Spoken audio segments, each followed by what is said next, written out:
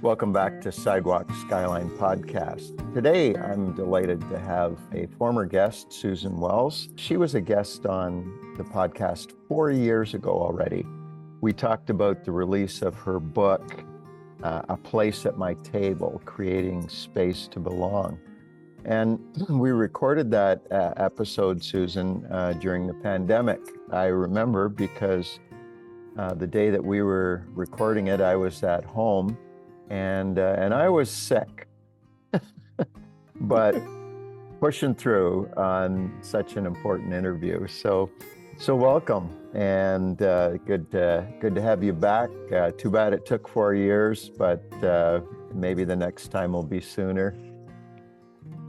It's so good to be back. Wonderful. Yeah. So since that time, I ended up in 2023 at the end of the year being invited onto the board of Breakthrough Ministries with Maury, Blair. You were involved at that point that I came on the board, kind of in a consultancy, but then later becoming a board member. And so we've had the opportunity over the last 2 solid years to really see some neat developments with Breakthrough Ministries. We talked early on about how to bring new life to an old ministry. And not to say that Maury is old at 88, because he's far from it, but new life to an old ministry. And so that's some of what we're going to talk about today is just some of the things that have happened over the last couple of years, things that you've given leadership to. One of the first things was the plan to re-release Child of Woe, but releasing it as a rewrite, as a new edition. And that's Maury Blair's autobiography. And I remember in one of those early meetings when we were talking about ideas of what can we do to retell the story. And I remember in one of those meetings that I brought up the idea, hey, why don't we do a graphic novel? And I looked around the room, and I think I was the only one in the room that knew what a graphic novel was at that point. But the idea caught, and you sure caught it. And so the new edition of Child of Woe, the graphic novel, there's now work on a animated movie. There's a lot of things that just continue to unfold. So I gotta ask the question, and your husband and I have joked about it many times. But how did you first fall in love with Maury Blair? Yeah, that's right. Decided to reread his 40-year-old book one day, Child of Woe, and that was, of course, the memoir. And looking back, it was really the Lord planting something in my mind, because I knew a little bit of the ministry, and I thought, man, the themes of this book, depression, bullying, abuse, estrangement, suicide, you name it. I thought, this is being talked about every day, and Maury was sharing about it so well. But as I read it, I thought, this book needs a tweak. A rewrite. My husband checked in my Google Docs. He said, you did over 2,000 tweaks. It's called a full rewrite. It's not a tweak. And so I approached the board and just said, I think there's still a story here to be told, but it needs to be updated on many levels, language styles, some things that had been omitted. And they said, kind of, sure, go for it. Would you like to be on the board? And I go, nope, I'm in and I'm out. And that was the start. Yeah, you're in and you're in. You're not out. I forgot, Kevin, about you being another person that came along, and now I do remember you mentioned something like, a graphic version, and thanks for totally changing my life the last 2 years. Yeah. Oh, My great. husband thinks, Oh, great. you gotta laugh.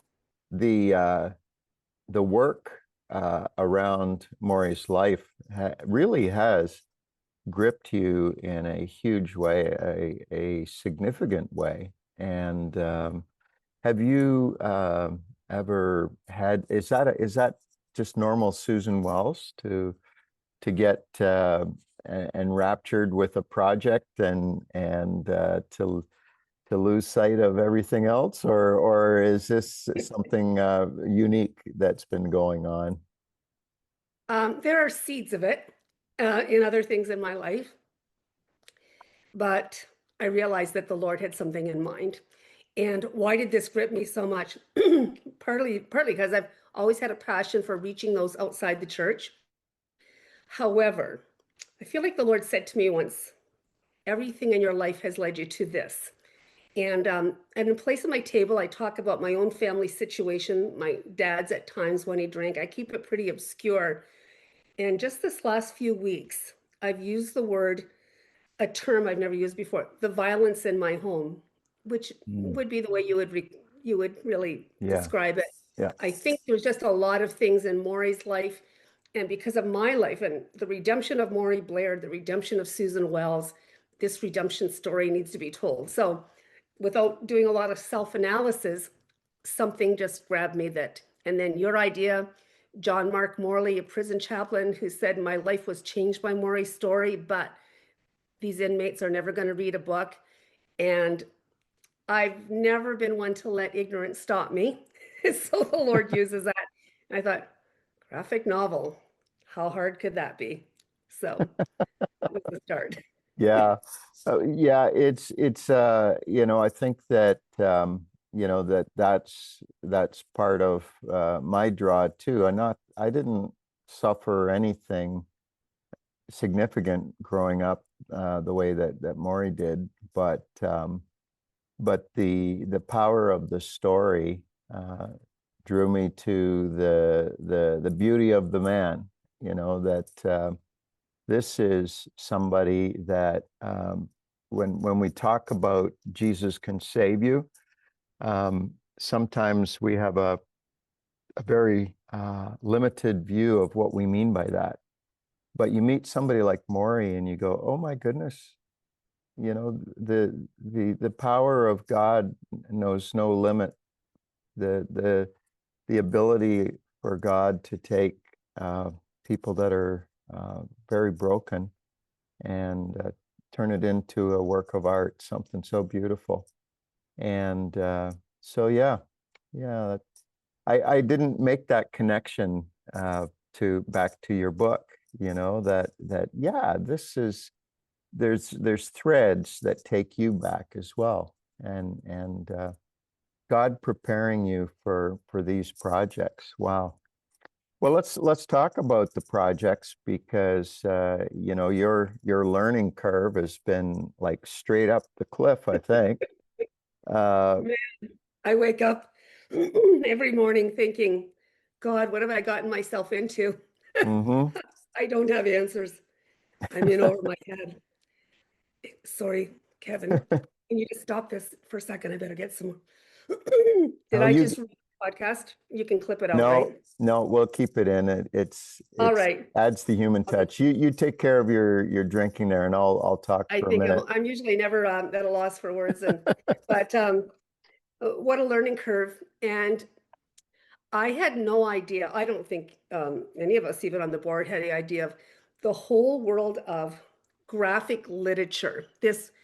Um, and I got some stats from you, and I keep looking it up on AI and Googling it because I don't want to seem like an idiot, but I'll just jump into this. What I didn't realize is, we've had Christian comics, Christian illustrations, Bible stories, that's been around forever and all the Yeah. more now. But I went to Chat GPT and I said, how many Christian um, pieces of Christian literature? And now, not it's so big, graphic novels, which are being history books are being rewritten in graphic novels, classic literature like Shakespeare, Mhm. because less and less people are reading. And I asked the question, how many books are being written by Christians for those outside the church? And every time I look and search, The answer comes back, nothing. And ChatGPT added, and nothing for young adults. Last year, almost 3 billion graphic novels, which means graphic literature, were read worldwide. And the church's presence in these stories, which all of our young people are reading, is statistically at a zero. And that's what we got into. Yeah, yeah, that's such a spectacular statistic when you think about it, that uh, we're at the cutting edge of an opportunity. Just as every technology that comes along, there's the early adapters, there's the those that are hesitant, oh, we don't trust anything new, and the late adapters, but yeah, graphic novels for for young adults, written by Christians to reach them. This is such a unique opportunity, and I mean, the story is goes back to the 40s and the 50s of the previous century. While so much of the story is antiquated in its telling, it's also the human threads of everyday issues that people deal with, that just comes to the surface no matter when you tell it. It has that timelessness to it, his story. Yeah.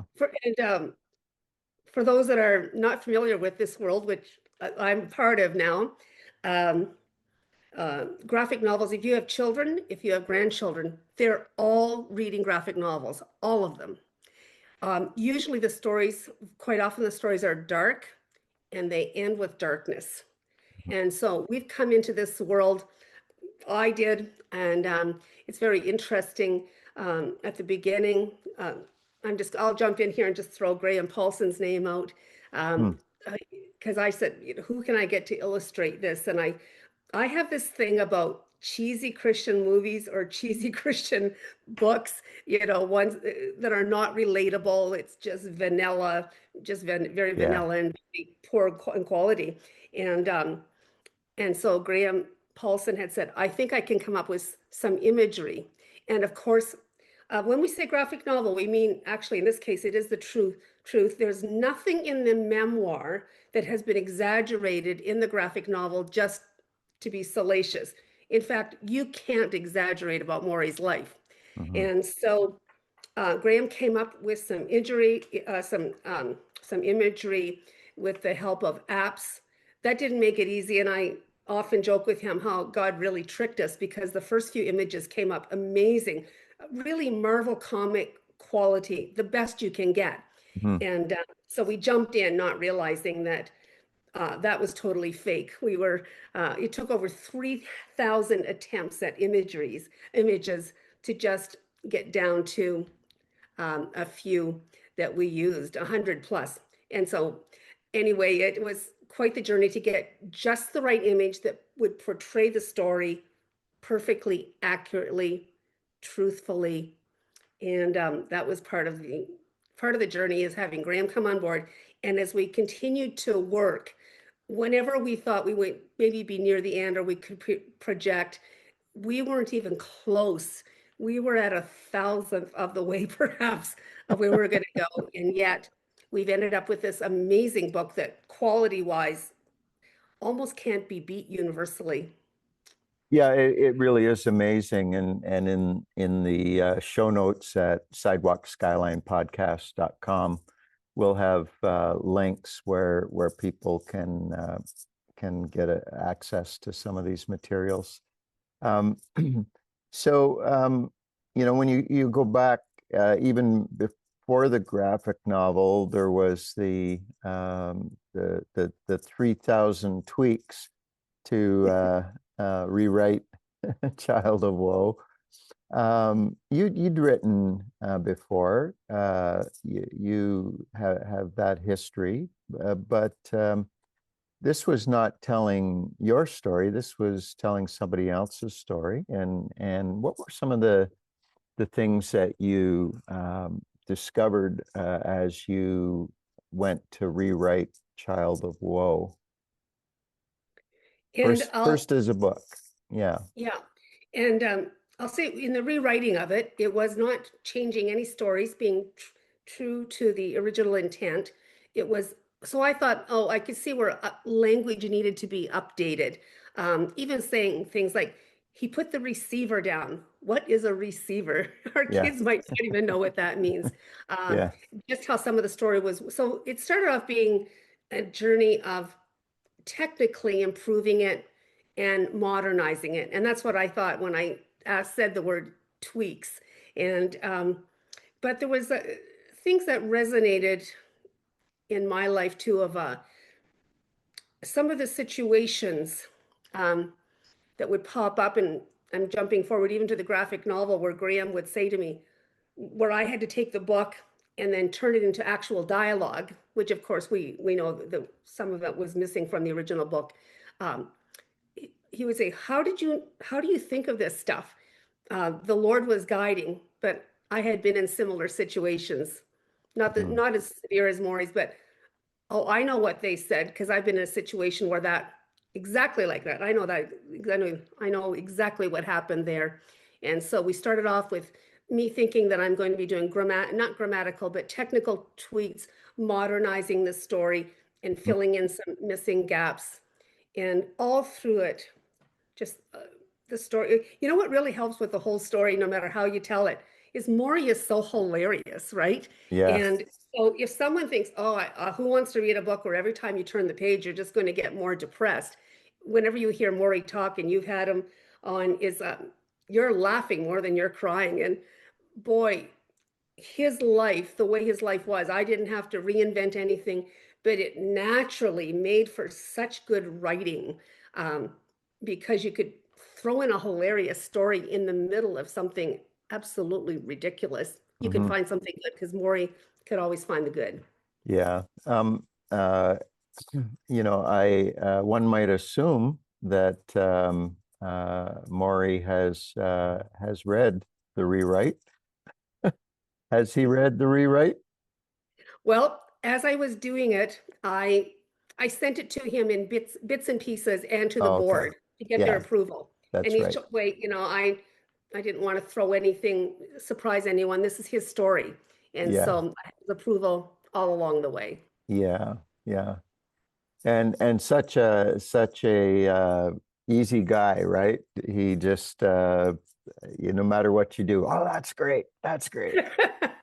So positive. Yeah, a delight. He's just in every way. Yeah, His life yeah, kind of just exudes redemption in every yeah, that's right. it got him through his childhood, and yet Yeah. and just even he was always looking for redemption too. He was ready for it when full Hmm. redemption could come to his life. Yeah, yeah. Um, some of the other people, so you mentioned Graham Paulson has been a huge player in terms of working with AI and doing a lot of that heavy lifting. Hmm. Well, it's not heavy lifting, it's heavy programming, right? Telling AI exactly what you want. And And if someone says to me, and I've been asked, "Oh, did AI do this book?" My answer, and the movie we're doing, my answer will be absolutely not. And yes, um, we worked with apps, but we didn't just throw a story in and have a story created. I remember some images, and again, being truthful to the story, we would put in all the prompters that we could, the style that we wanted, and come out with something ridiculous. There was one where it's during the Depression, and Maury's mother goes to a rundown garage. She ends up meeting her husband there, and AI comes up with like, you know, Marilyn Monroe and James Dean and a turquoise car, and you're ready to be dancing or something. And for weeks, we could not change that descriptor. So I remember at one point, after losing so much time, said, okay, we can't use any of this. Let's just try from scratch using new descriptors. So AI does not mean easy and means simple. And we talked thousands of hours with Graham developing and I working together, developing each and every image. Mm-hmm. Yeah, so that's that's an important thing about AI is that it it does its best to think of what we're asking. It has the World Wide Web as its library, so it can immediately access every kind of image, every kind of style, every kind of genre. But at the same time, it doesn't have the same uh, level of understanding that two people talking to each other, we can actually read between the lines better, I think, than AI can. It's interesting. A couple of times in the books, especially in um, the illustrated work, we don't actually show the violence, but we'll refer to it just like in his Mm-hmm. book. But even in references, there was a couple of times that AI came back and said, because we need to create an image, even in a Mm-hmm. reference, and AI said, we won't do that. It's Mm. wrong. Isn't that interesting? AI having this consciousness that Yeah, no, I'm doing that image for you, even a reference to it. And yeah. so we had to come around, and I think my creativity kind of came in here. There was one, specific story that Maury tells often about his father said, "This time I'm going to kill you." And Mm-hmm. you've been to the house, he hung him outside the window to drop him into Mm-hmm. the raging waters below where the river banks had risen. Couldn't get AI with any description to do that at all. So I said to Graham, let's put in this a son has fallen out of the window and the father is saving him. So we have the image of the father grabbing that son. But so just a very interesting thing. And the purpose of working with AI at all, because for some people, as soon as you say that word, they're done. Yeah. It's here, you can use it for good or evil. And these images that we created would have could have cost $500,000 and been years to produce. Mm-hmm. And we were able to, with guidance, work on that. Yeah, it's really interesting that AI, people may not realize that it is a program that has been created by people and that people set the boundaries and the parameters of what it can, what it's allowed to do, right? So that was some of the conscience that you were running into.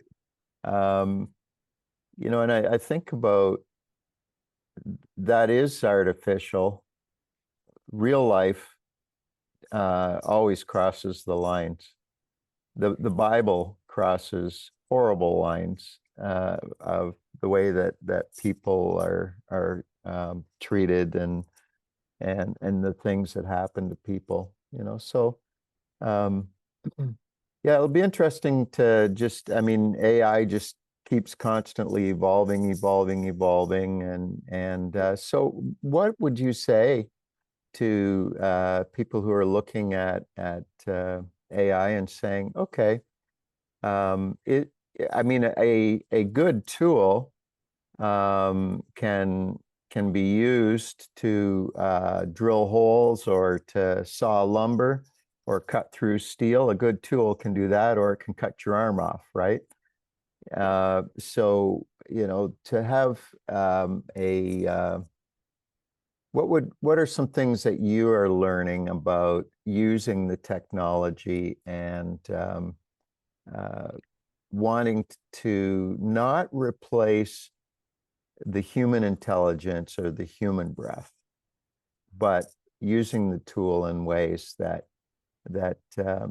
just help to Yeah. using it Um, as a tool. Yeah. yeah. And so this is how the Lord uses the human part. And any of my friends know, you know as well, Kevin, about me, anything technology wise is like, man, I'm just an embarrassment, my age comes through and anything technical, I'd never be good at. I'm way over on the creative end. So the Lord uses my giftings And then coming along with Graham, who's also extremely artistic. I couldn't have just worked with some technical guy on this, and us on a learning curve, and then putting in the storyline. Um, I will say, you couldn't have done. I couldn't have done this unless, and the Lord's just. Sometimes I think, God, I came into this with no giftings, but I've always been a storyteller. Everything reminds me of a story.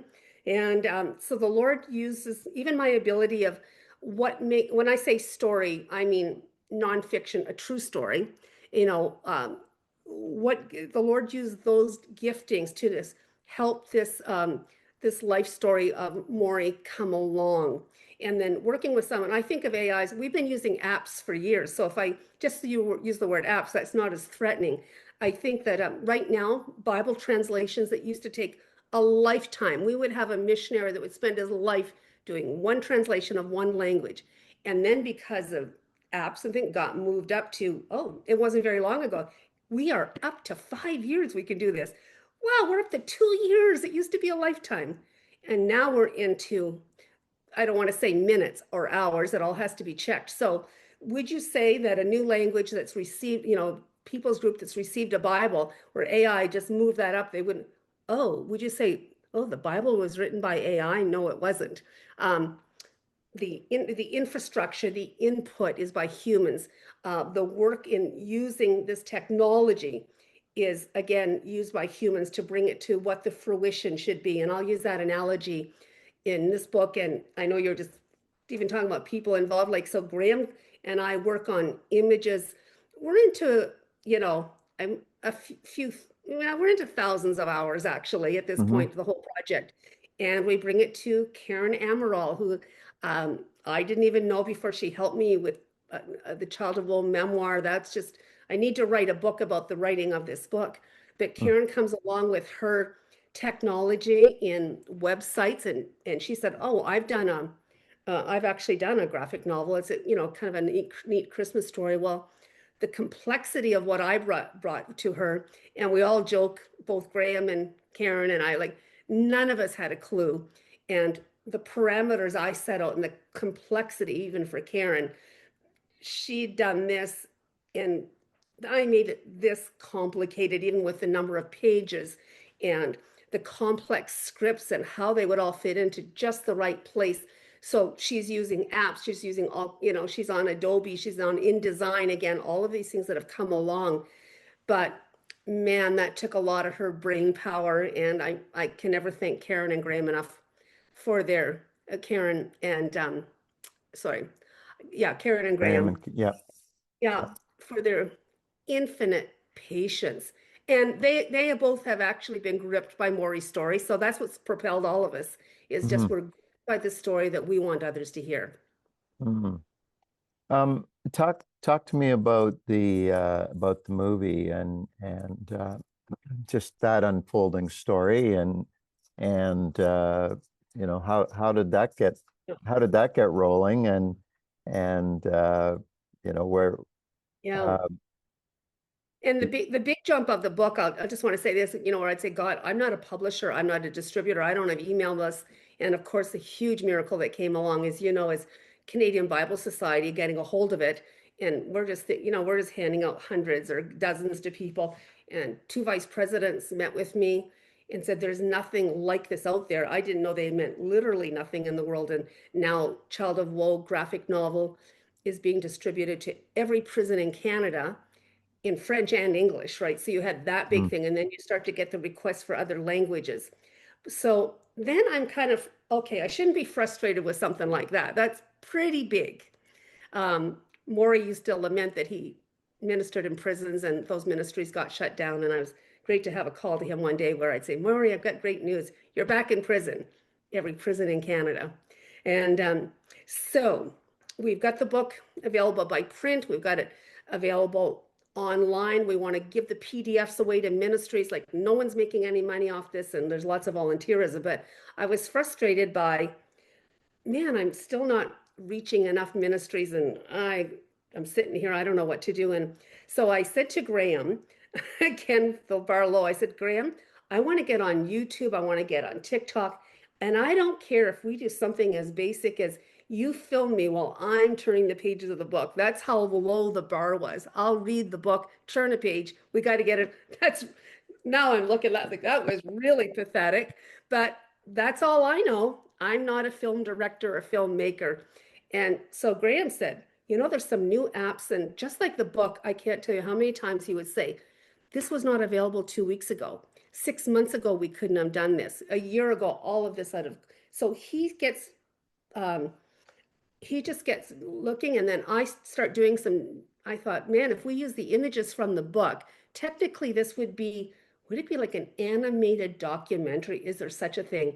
And I Google it. It's almost non-existent. Where lips don't move. Actually, this might be the first in the world, to tell you the truth. I can't find anywhere lips never move in the whole thing. And so I just want to get on YouTube and TikTok and apps that I hear about that I'm never going on myself. And that started the journey. And again, just like with the book, I think, okay, we keep raising the bar. And I have no idea months ago the level of difficulty and yet the incredible success of, but it's amazing what you can do when it dominates your life day and night. Mm, yeah. Pretty, yeah. Well, yeah, and there's the God math of it all, right? That Yeah. you're basically a Luddite.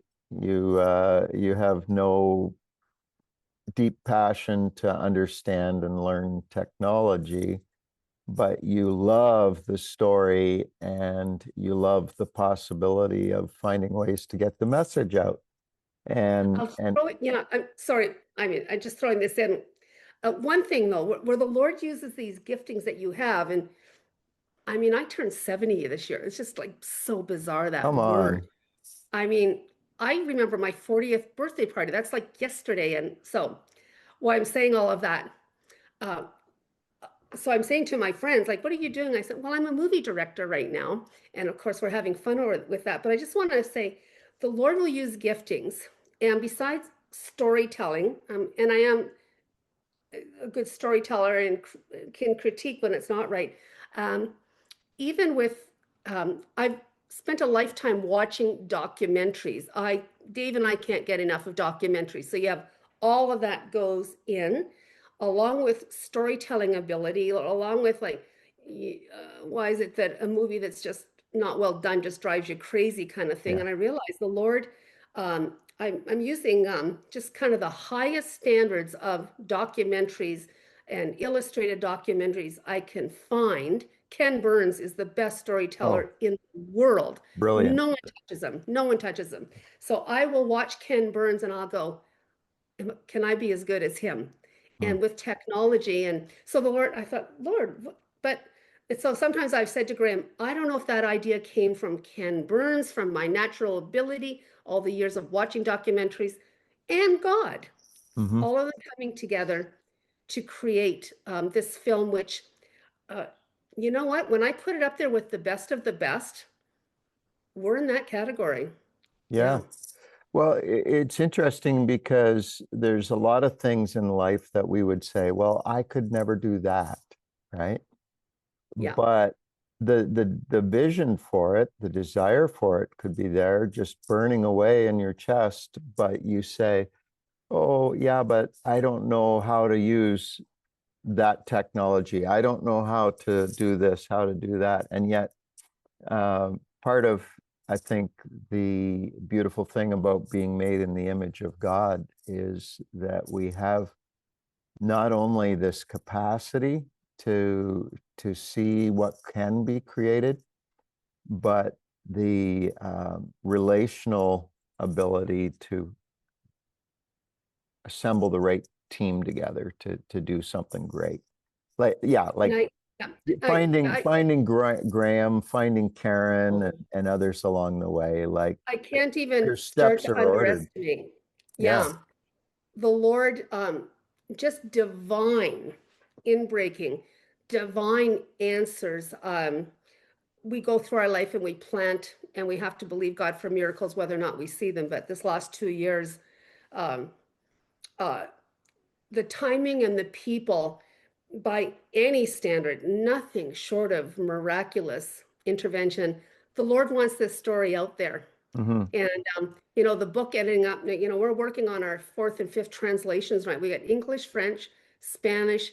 We're working on Ukrainian and Russian right now. That's ministries that say, we want this story, right? Right. And so I think, besides our passion, the Lord knows that Maury's unique story of redemption has the power to still touch lives. Hmm. Um, I think about, some of the great contributions from people in Maury's generation. He's 88 years old and still telling his story uh, as time permits and health permits. He takes those opportunities to go and speak at churches and to groups. And the residence that he and Bev live in, he has an audience there every day where he gets to tell his story. Um, what when I think about how we are involved in bringing new life to an old ministry, these projects are legacy projects.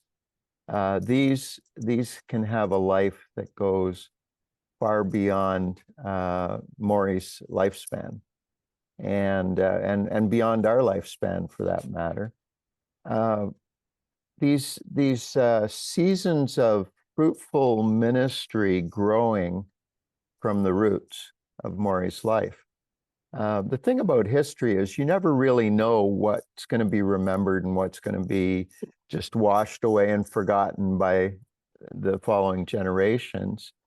Um, Talk to me a little bit about, the whole idea of legacy and your hope for the next generation. I can't believe that you're going to be 70 this year, Susan. That's truly Oh, astounding. no, Yeah. actually, in a few weeks, I'll be 71. Yeah. Oh, you're already there. Okay. I'm already there, but And you can remember your 40th party with crystal clarity. Can you like, remember you know your what? It was like it was 50th and last month. 60th though? I blinked and I'm here. I don't know what Yeah. happened in between. You know, the thing about legacy, when we think of it in the terms of what's eternal, how God sees it so differently. We're here today because of the people that poured into Maury's life that at the time, no one thought they wouldn't have thought, man, we're out to create legacy, right? Yeah. This kids club at the Paris Pentecostal Church. I mean, you have these kids coming in bare feet and filthy and rowdy, and they didn't become Christians and change over. Like it looked like pouring all that time into them was for nothing because like many kids in difficult situations will never figure out why they leave. It was the one place he had safety and he's gone, right? And Maury tells a story of Mrs. Dudley, and they take the apples from her own tree. They take them, they're throwing the apples at her house and throwing them at her. And Maury finds out later, she's not chastising them. Like half the town hated those kids. And she just says, God, I've been praying, and when are you ever going to answer this prayer? At the time, does she have a sense you are doing something life changing? Because this life that you're trusting God for, and Maury has touched thousands of lives in Canada and around the world. So, what I love about legacy, it doesn't have to seem like we're doing something great at the time, whether or not we know it, we're trusting, we're planting. And the Holy Spirit and the Lord can do just what we can't even start to imagine. When Maury goes back to that little church and they welcome him and the pastor mentors him, and they're just all plugging along. They don't have specialized ministries, and they're showing up and doing their part. It's all legacy. So heaven's going to be real interesting as to what was important. What are the things that you let go that day because some kid was at your door? Right. Um, there's legacy, but you didn't know it. I love how I said a phrase once, the Lord will use our giftings, but he doesn't need them. You know, we show up, but Yeah. Yeah. we don't have have to have this big stuff. So all of this right now, this movie that will, the reason I'm doing it, it's going around the world. And I teased the Hmm. board at the beginning. They said, "What's your goal?" And I said, "World domination." That was like a joke, right? It was a joke. And you know, shortly we're going to be sending 1,000 copies in Ukrainian, going to be shipped straight to Ukraine. There's another country in the Middle East. They're coming up on the news almost every day. They've got Ukrainian and Russian refugees. The teenagers are so bitter, and the people trying to work with them, we need Maury's story, that Hmm. they can look at someone who went through. But man, legacy, it's all the people along the way that just plugged away and poured into Maury's life Yeah, while he's here today. yeah. Just one last question, and that would be in terms of the graphic novel, the autobiography, um, the movie. When it's how can these things be best utilized? What are some of the ways that we're starting to see some of what's being produced going out and having effect? So say within, right within our country, within North America, whether as an individual you want to have your child or grandchild read Maury's book, you can go to the website and you'll have other information, but overcomingabuse.ca. So anyone can have the Kindle version of the original memoir. And if you want to just be inspired by what people showing up did, read the whole book. You get the Kindle version. What we're offering to churches as well, if you want to have a box of books for your ministry, perhaps you have an outreach ministry to those at risk, you want to include that, in a giveaway box. We have a church that just included it with their Christmas boxes that went out to the community. um, we've done everything to make the books free. All, if you want the PDF, we give it to you. No one's making, we're operating from 100% volunteerism, like myself, some others, or a large percentage of that. If you want to have the physical books, we can get them to you as well. And the great thing about the movie is that will be, it's going to be ready. We're saying spring. I think the day before summer, maybe. Get that, have that ready. But I just envision churches having gathering nights, dinner and a movie.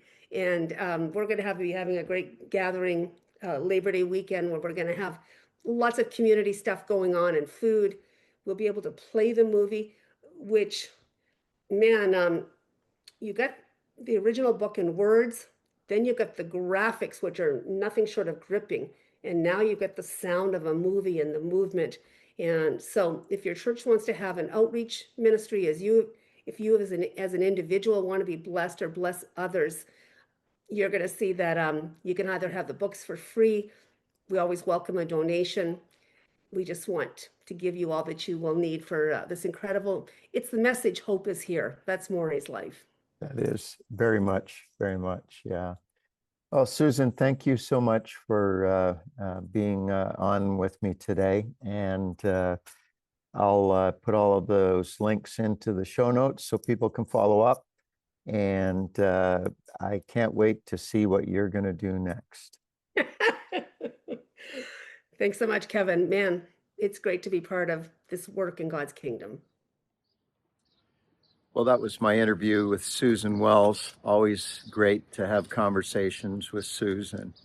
On the next episode, I'm going to be talking to Caroline Bergeron. She is the Mission Canada, Quebec, and French Canada director.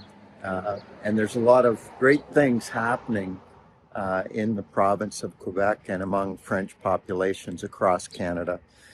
So do come back for that episode. She's a brilliant lady with a lot of great things to share. Until that time, I'm your host, Kevin Rogers. You're listening to Sidewalk Skyline Podcast.